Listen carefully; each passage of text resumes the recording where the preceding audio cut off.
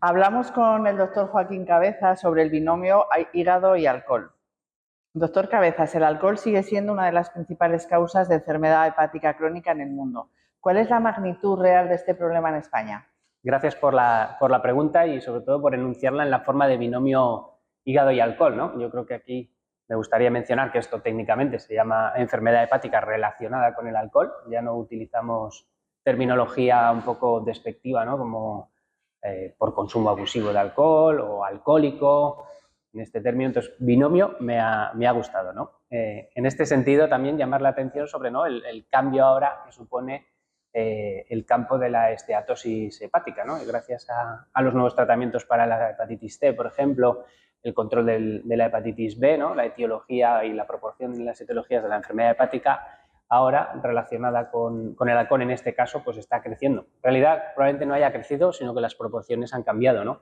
Y en este sentido cobra gran importancia. Yo creo que para dar unos números un poco generales, según la OMS, la enfermedad relacionada con el alcohol supone en los hombres casi un 7% de mortalidad y en las mujeres en torno a un 3%, ¿no?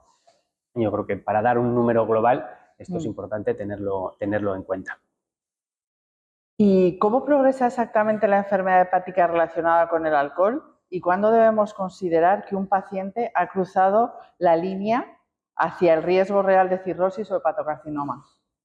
Gracias por la pregunta. Yo creo que recoge un poco todo lo que es el espectro de la enfermedad hepática relacionada con el alcohol, junto con su homónima, ¿no?, que sería la relacionada con los factores metabólicos, ¿no? El primer impacto de un consumo de riesgo de alcohol, que para hablar con términos numéricos supone en el varón un consumo de más de 40-60 gramos al día, en la mujer entre 20 y 40 gramos de etanol al día, que de esto debatiremos un poco después también. Consideramos que empieza el impacto en el hígado para provocar esteatosis. Progresivamente, si ese consumo sigue siendo de riesgo, pues alcanzará la esteatopatitis, que es la inflamación, y esta inflamación de forma mantenida pues hace que alcance las fases más avanzadas de la enfermedad, ¿no? Fibrosis y acumulación o progresión de fibrosis a fases de cirrosis y descompensación, hepatocarcinoma, necesidad de trasplante, lo que son fases avanzadas de la enfermedad. Y el tándem enfermedad hepática alcohólica y trastorno por uso de alcohol, TUA, es inseparable. ¿Cómo debe el hepatólogo posicionarse ante el TUA en su práctica diaria? Y gracias de nuevo por la pregunta, porque al final nosotros como hepatólogos nos centramos en la enfermedad hepática, pero a veces perdemos un poco de vista que realmente hay de nuevo un binomio, ¿no?, entre lo que provoca el daño en el hígado, que es el alcohol, y el trastorno como adicción, ¿no?, del alcohol, que ahora la terminología más correcta de nuevo para evitar el estigma en el paciente, que es el trastorno por uso de alcohol. También lo tenemos que diferenciar un poco, a veces podemos decir trastorno por consumo de alcohol, pero a veces eso cuando lo escribimos en la historia, así como chascarrillo, puede ser trastorno de la conducta alimentaria. Bueno, yo creo que en castellano debe ser trastorno por uso de alcohol para no generar confusión. Y es ahí donde como médicos de aparato digestivo tenemos una oportunidad de mejora, porque normalmente abordamos solo la enfermedad hepática y ahora, como estamos aprendiendo de muchas entidades en el aparato digestivo, el abordaje pues debe ser multidisciplinar. Y en este sentido, unirnos a nuestros equipos de adicciones o de psiquiatría será la clave para un abordaje holístico en la enfermedad hepática relacionada con el alcohol. Y vamos a hablar de biomarcadores de alcohol, doctor Cabezas. ¿Qué herramientas tenemos en la actualidad disponibles para objetivar el consumo real y qué aportan frente a la anamnesis o los marcadores indirectos clásicos? De nuevo, una pregunta muy entraída y magnífica. Ya como mencionaba al principio, íbamos a hablar un poco del consumo de alcohol. Tenemos lo que llamamos unidad de bebida estándar, que es OV, que es lo menos estándar que existe en el mundo, porque dependiendo del área geográfica que consultemos, una unidad de bebida estándar para España pues son 10 gramos de etanol. Pero si te vas a otro país puede variar desde 8 gramos hasta 18 gramos, depende de dónde te muevas, ¿no? Pero bueno, esta sería un poco la referencia para saber cuánto alcohol consume una persona y poder estimar si es un consumo de riesgo. Con el alcohol y con situaciones estigmatizantes, pues el paciente pues tiende a lo que se llama en anglosajón a underreport lo que beben, ¿no? Entonces, en este sentido, pues cobra vital importancia disponer de biomarcadores. Los biomarcadores de manera académica los dividimos en dos, biomarcadores indirectos o biomarcadores directos del consumo de alcohol. Yo creo que ya mencionabas alguno, la gamma GT clásica, el volumen corpuscular medio, también otro clásico, el cociente de la GOT y la GPT también es clásico, pero estos biomarcadores indirectos pues solo captan consumos muy elevados y hay que ser fino o hay que evaluarlo de manera más precisa, y aquí cobran vital importancia los biomarcadores directos de consumo de alcohol. Quizás el más accesible por su precio es el etilglucuronio, que se puede medir en orina. Fácil, accesible, a todos nos sobra orina, pero también el paciente nos tiene que dar la suya, por ejemplo, o no diluirla con agua cuando lo recoja en el baño. Y bueno, sin ofender a nadie tampoco vas a estar ahí tú recogiéndoselo, ¿no? Y aquí donde me gustaría romper una lanza y donde más estudios ahora están creciendo es el uso del fosfatidietanol, el PEF, que llaman clásicamente, que es un derivado de la interacción del alcohol con la membrana del hepatocito.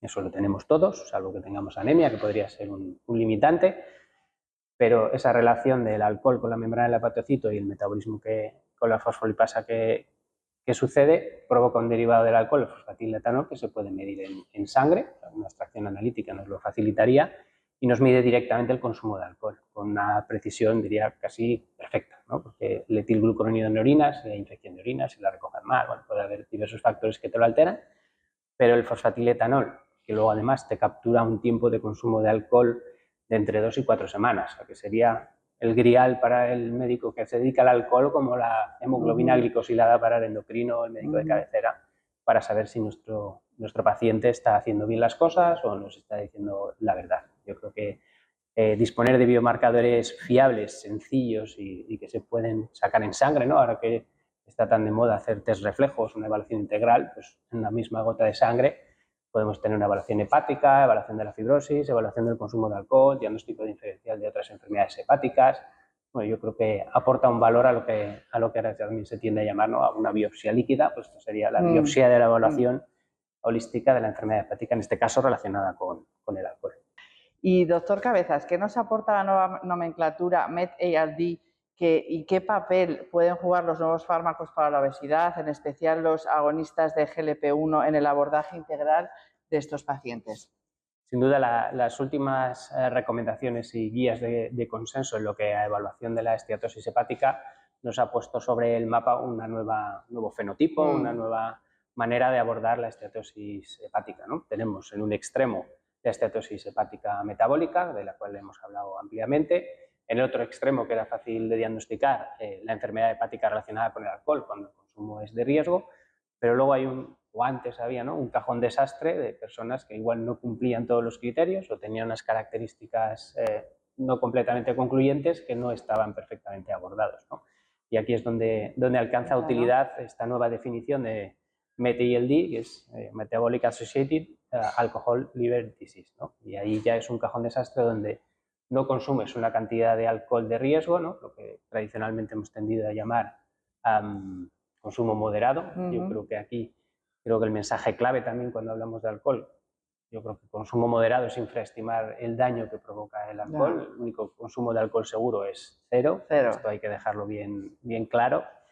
Y luego en la parte metabólica, otra cosa que dejábamos un poquito de lado es que, claro, si bebo un poquito alcohol, pues no pasa nada, pero ya hemos demostrado en trabajos que aunque bebas poquito alcohol, si vas sumando escalones de factores metabólicos, también tienes riesgo de progresión de la enfermedad hepática. O sea que esta nueva nomenclatura nos define un nuevo fenotipo para un abordaje mucho más personalizado de este paciente. Y en este sentido, como bien mencionabas, pues hay nuevos tratamientos para la obesidad o para la esteatosis hepática, y es que estos tratamientos no solo tienen como diana el hígado, sino tienen también un mecanismo de acción central y, como hemos mencionado en la pregunta previa, el trastorno por uso de alcohol también debe ser abordado. Debemos aprender a manejarlo y este tipo de medicamentos tiene acción central.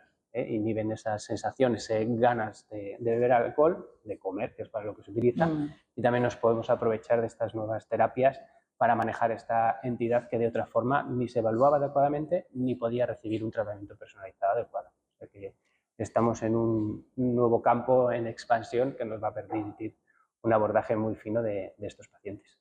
Pues muy interesante. Muchas gracias, doctor Cabezas. Gracias a ti.